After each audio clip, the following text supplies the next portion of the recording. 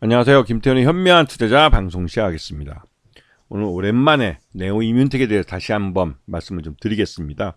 이 업체는 최대주가 우리나라 시장에 상장되어 있는 제넥신이라는 회사인데, 현재 이 회사는 미국 회사입니다. 미국에 본사를 두고 있고, 미국에서 이 연구 개발하는, 그러니까 바이오 쪽 신약 개발을 하는 그런 연구 개발을 하는 회사인데, 이 회사의 최대주는 그 지분 25% 정도를 갖고 있는 제넥신이 최대주로 올라 있죠. 그러면서 우리 증시에 상장을 시킨 겁니다.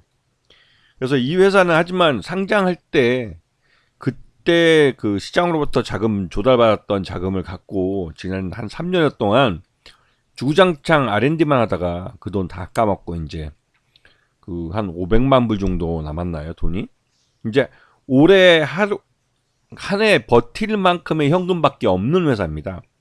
그런데 지금 현재 이러한 자금 사정 때문에 작년에 이 면역 관문 억제제 관련해서 연구하는 그 임상 단계에 들어가 있는 이 파이프라인들 중에 몇 가지를 그 임상을 중단했습니다. 왜냐면 임상을 실시하게 되면 그만큼 그 개발비가 소진되는 시간이 더 빠르기 때문에 최대한 버티기 위해서 당장 만들어서 팔 수 있는 그런 쪽에 집중을 하고, 일단은 그 시간이 오래 걸리는 임상들은 대부분 다 중단을 한 상태입니다.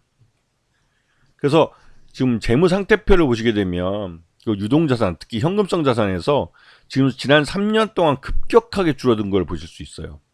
그래서 지금 현금성 자산은 지금 겨우 한 1년 버틸 수 있는 자금 정도밖에 안 됩니다.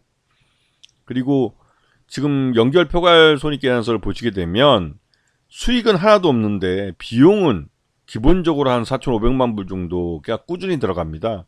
지금 보시면 아시겠지만 현금이 딱 그 정도밖에 없는 상태예요. 그렇기 때문에 요번에도 신규 자금 없이 그냥 1년을 보낸다면 그 올 연말쯤 되면 유동성 부족에 빠져들 가능성이 큽니다.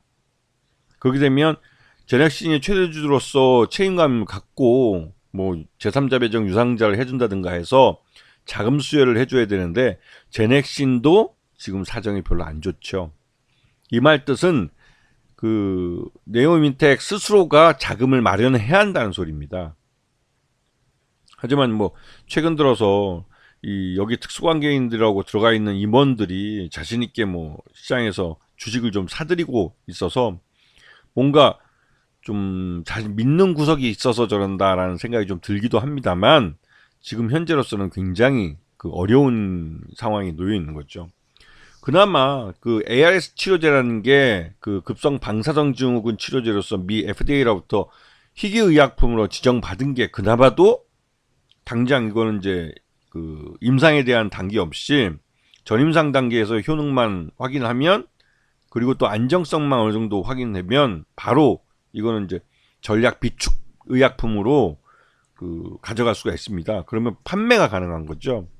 왜냐면 이건 그 방사능에 노출된 사람들을 대상으로 해서 임상을 해야 되는데, 그런 그 인위적으로 사람들을 방사능에 노출시킬 수가 없기 때문에 임상이 불가능한 그런 치료제입니다. 그 ARS 치료제라는 게.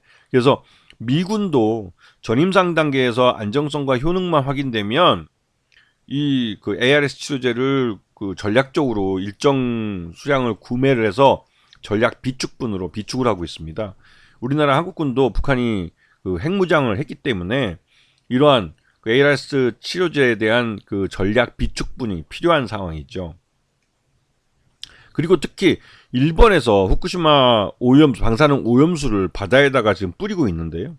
우리는 바다가 일본과 연해 있기 때문에 이 방사능 오염수가 이게 아무리 뭐 다핵종 제거 설비를 갖고 어떻게 처리한다 해도 삼중수소나 그 방사성 물질들을 완전히 다 처리되지 않기 때문에 그대로 그 방사능 오염 물질들이 남아있는 상태로 바다에 유출되는 겁니다. 그래서 이게 여기에 노출되는 그러니까 해녀들이나 이런 분들은 그 급성 방사성 증후군을 노출될 가능성이 크죠. 그렇기 때문에 ARS 치료제에 대한 전략적 비축분이 필요합니다. 자, 그리고 최근 들어서 네오이뮨텍이 NTIT 그 연구하고 있는 그 면역항암제 후보물질 NTIT에 대한 이 그 뭐랄까 이제 연구 성과죠. 임상 2상, 이 A상이라고 그러는데 그 결과를 요번에 미국 임상종양학회 ASCO라는 곳에서 그 발표할 예정입니다. 이거는 이제 머크의 키투르다라는 것과 함께 그 병용 투약을 하는 건데, 그러다 보니까 당연히 머크와 함께 공동 연구를 했습니다. 그래서 이 그 NIT110이라는 면역항암제가 효과를 보인다면 그 이거에 대해서 이 머크와 함께 그 상업화에 나설 가능성이 큰 거죠. 그러면 처음으로 이 면역관문 억제제 쪽에서 이제 그 네오 이뮨텍이 그 판매할 수 있는 수익성 있는 그 신약 후보 물질을 갖게 되는 겁니다. 물론 병용 투약이기 때문에 머크와 함께 팔리는 거죠. 머크와 함께 이제 항암 치료하는 그 환자들에게 그 병용해서 투약이 되는 거기 때문에, 그래서 이거는 머크사라는 글로벌 제약사와 함께하는 부분이 있기 때문에 판매에 대해서는 오히려 이제 그 머크 쪽의 영향력이 많이 영향 미치고, 그래서 오히려 이런 영업 면에서는 네오 이뮨텍이 그렇게 따로 신경을 쓸 필요 없이 아예 그냥 머크에다 맡기면 되는 거니까요. 그런 면에서는 이 이상 발표가 굉장히 좀 중요한 의미를 갖는 것 같습니다. 자, 그리고 쿼드 자산운용이라고 지난해부터 해서 주식을 계속 팔고 있는데, 이쪽 지분이 이제 5% 미만을 떨어져서 470만 주가 대부분 작년 하반기하고 올 1분기 중에 대부분 매각이 됐을 가능성이 큽니다. 5% 미만으로 떨어지면 보고 의무가 없기 때문에 대부분 신고를 안 하는데, 이 쿼드 자산운용은 지난해 뭐 9%대, 그러니까 10%대부터 계속 주식을 팔기 시작해가지고 지금 마지막 작년 11월 달에 공시를 했을 때, 신고했을 때 4.79%로 5% 미만으로 떨어졌습니다. 그리고 그 이후에는 이제 그러니까 보고 의무가 이제 없어졌기 때문에 아마도 이 물량은 대부분 다 매도됐을 가능성이 크죠.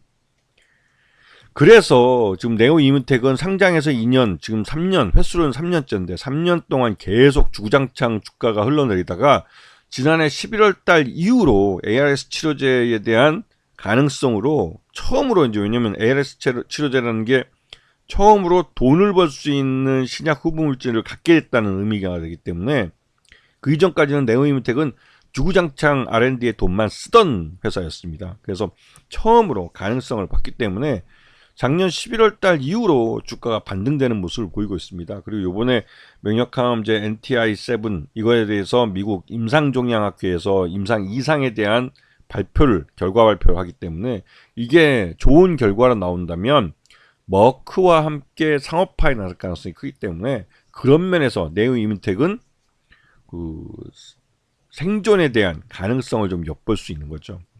앞에서 잠깐 설명드렸지만 네오 이뮨텍은 재무적으로 올해 1년 정도밖에 버틸 돈이 없습니다.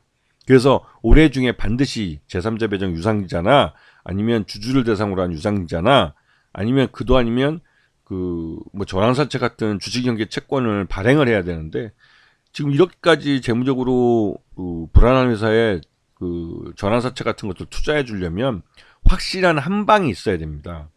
그러니까 뭔가 좀 블록버스터 신약이라든가 이런 게 있어야 되는데 그런 면에서는 좀 약한 측면이 있죠. 그렇기 때문에 네오 이뮨텍은 지금 주가를 어느 정도 끌어올려서 뭐 호재성 재료를 내놓든 뭘 하든 끌어올려서 거기서 주주를 대상으로 유상증자를 하는 방법이 가장 안전한, 그나마도 그 자금을 좀 마련할 수 있는 방법이 되지 않을까라는 생각이 좀 듭니다. 그에 대한 사전 정지 작업이 들어간 느낌을 받고 있고, 지금 감사 보고서를 대규모 적자를 기록한 것이지만 그래도 감사 보고서를 내서 감사 의견이나 이런 데에 대한 불안감은 이제 어느 정도 그 떨어낸 그런 상황이죠. 아시겠죠? 자, 오늘 방송 여기서 마치겠습니다. 감사합니다.